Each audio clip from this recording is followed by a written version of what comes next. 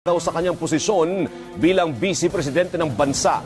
May mga pagkakaiba rin daw sila ng Pangulo Duterte pagdating po sa prinsipyo at ugali, gaya ng Marcos burial, extrajudicial killings at umano'y sexual attacks laban sa mga kababaihan. Sinabi ni Robredo na may natanggap umano siyang text mula kay Executive Assistant Bongo na wag na siyang dumalo sa lahat ng cabinet meeting simula bukas. Pero kahit daw nag-resign siya bilang housing chair, hindi raw niya hahayaang maagaw sa kanya ang pagka-Vice Presidente. Kapapasok lang po ng balitang ito, magbibitiw na raw bilang miyembro ng gabinete ni Pangulong Duterte si Vice President Leni Robredo. Base sa post ni Robredo sa kanyang official Facebook page, nakatanggap daw ng text message mula kay Cabinet Secretary June Evasco Jr. ang kampo ni Robredo na nagsasabing wag na siyang dumalo sa lahat ng cabinet meeting simula sa December 5. Utos daw ito ng Pangulo na idinaan kay Special Assistant to the President, Bongo. Sabi ni Robredo, imposibleng magampanan niya ang kanyang trabaho dahil dito, ihahain daw niya kanyang resignation bukas. Pero patuloy raw niyang susuportahan ang positive initiatives ng administrasyon at tututulan naman ang mga anyay hindi makabubuti sa interes na nakararami. Git niya, hindi niya hayaang makuha sa kanya ang Vice Presidency. Wala pang payag ang Malacanang kaugnay nito. Hi Ron, good evening. Hi sir. Of course you've most probably heard about the resignation of Vice President Leni Robredo. What is the palace's reaction? What is the President's reaction?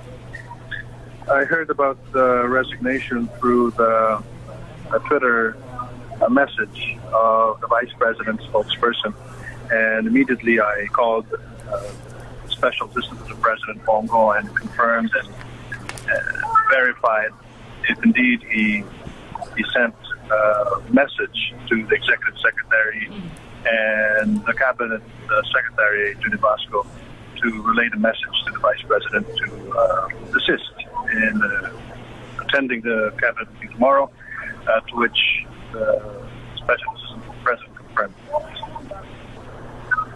And they did confirm, sir, that they did send a message to tell the Vice President to stop attending the cabinet meetings? Yes, sir. Secretary Bongo confirmed that he did send the message, and the order was from the President. And this was due to irreconcilable differences in policies and statements of the Vice President that ran contrary to the beliefs of the President.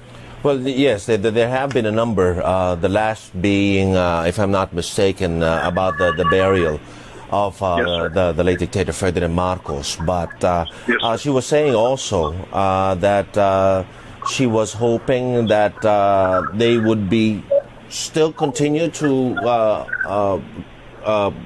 serve the people despite their differences. But first question, what prompted this from the President? Why did the President have to order the Vice President not to attend cabinet meetings starting tomorrow? If Leni Robredo was saying that there was the last straw, what was the last straw for the President to tell the Vice President not to attend the meetings anymore? To me, Ron, it's just apparent. It's just really irreconcilable differences. And we know it's been in the media. It's both leaders have been transparent in their beliefs and policies, and both have also been clear to the policies that they don't somehow agree on. And to me, I think this is just natural, because you cannot be working together with a person you don't see eye to eye in important policies of the government. Has the President been thinking about this even before, not just now? Did he ever mention that he wanted Secretary Robredo out of the cabinet position that she was holding? I cannot say, because I really don't know if the President thought about this, or he pondered about different statements that the Vice President has released that ran contrary to the statements of the President. And it came to me as a surprise just a few hours ago. in fact, I just found out. But in the cabinet, I hear different cabinet members voicing out their concern about differences in opinion of the vice president and the president. And some of the cabinet members are not comfortable with it. Who are they, sir? Would you be able to name those cabinet members? I wish I could, but I'd rather it really come from them. Okay, so there were other reasons that the vice president pointed out that made her job as a cabinet secretary for heading the HUDCC a bit hard for her. One, the budget was slashed. The budget was slashed by 19 billion pesos. The appointments recommendations that her office has submitted have not been acted upon. And that executive order on the HUDCC to make the HUDCC more effective was not signed or was not acted upon by the president as well. From her statements, it looks like she's building up the reasons that there is some pressure for her not to be effective. Is there any basis for her to believe this? I understand the frustration of the vice president, and I also see the same problem with the other cabinet portfolios. To be honest with you, there's just so many things to be signed, so many things to be done, and the office of the executive secretary is known for being so meticulous in studying all of the executive orders or the EOs that are coming from the different departments. Each department would love to have its own EO assigned by the president, and Executive Secretary Bimbo Medaldea is known for his being meticulous and really studying every detail of it. I guess the vice president, her problems and the problems of some other cabinet members are the same. Mr. Secretary, I'd like to read, this is a paragraph from the letter, the press release from the office of the Vice President. It says, I had been warned of a plot to steal the Vice Presidency. Have chosen to ignore this and focus on the job at hand. But the events of recent days indicate that this plot is now being set into motion. Mr. Secretary, is there a plot to steal the Vice Presidency from Leni Robredo?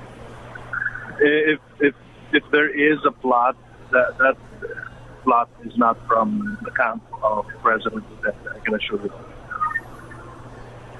Have you heard of any other plot? Well, not from the president, not from the camp of President Duterte. Have you heard of any other plot to steal the vice presidency? I have not heard any other statements or stories about a plot. Only those coming from the camp of the vice president. Secretary, with the resignation of Vice President Leni Robredo as the head of the HUDCC, any names coming to mind? Have there been talks on who may be replacing her, just to continue the programs of the agency? None yet, Ron, but if you ask me, it's sad that she has resigned. We thank her for her service, and again, let's wait till tomorrow. Let's see if the president accepts the resignation. Secretary, are you still the line is a bit not clear. Yeah, sorry. Okay, Yeah, Mr. Secretary. I was just saying that it's unfortunate that the vice president has resigned. We know that her heart is in the right place. She wants to help the poor, the same way that the president wants to help the poor. If there's any common denominator between the president and the vice president, it's really their heart to help the poor, and in this case, HUDCC to make it into a reality that every Filipino family has a home, has a shelter. And we are saddened by the fact that she is resigning. But then again, we continue, and tomorrow let's see if the President actually accepts the resignation. Secretary Andanar of the Presidential Communications Office. Mr. Secretary, good evening. Thank you very much for talking to us.